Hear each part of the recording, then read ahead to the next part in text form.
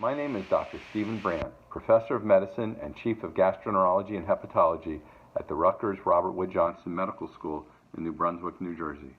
I'm also the Principal Investigator of the Rutgers Hopkins IBD Genetics Research Center, one of the genetics research centers of the IBD Genetics Consortium. The primary focus of my center at Rutgers University and Johns Hopkins University is understanding the genetics of inflammatory bowel disease in the African American population. Because there have been more than 200 IBD genes or gene regions identified in studies of over 100,000 European participants, including people with and without IBD, we began by examining if the IBD genes found in Europeans cause IBD in African Americans. In our most recent study, we found strong evidence for 16 of these gene regions, mainly genes that tend to have strong effects in causing IBD in whites.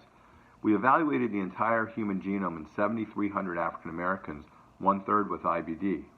We were excited to find that for some of these genes, the main gene variations giving rise to IBD in African Americans were African-specific, having their origins in the West African ancestors of present-day African Americans.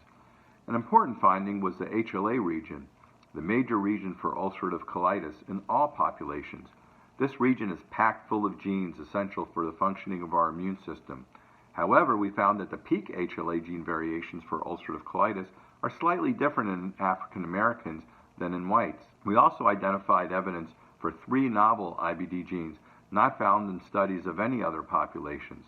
Therefore, these 3 regions appear to be unique African-specific IBD risk genes. These findings will be valuable to further investigate and better understand IBD, but also how it specifically affects those of African ancestry. To identify more African-specific IBD genes or gene variations, as well as having the number of participants needed to examine genes of weaker effect sizes, we must greatly increase the number of African Americans with IBD that we evaluate for these IBD risk genes. We're recruiting individuals who have been diagnosed with IBD, especially Crohn's disease and ulcerative colitis. You may qualify for the study if you have been diagnosed with inflammatory bowel disease, you are self-identified as Black or African American. Thank you very much.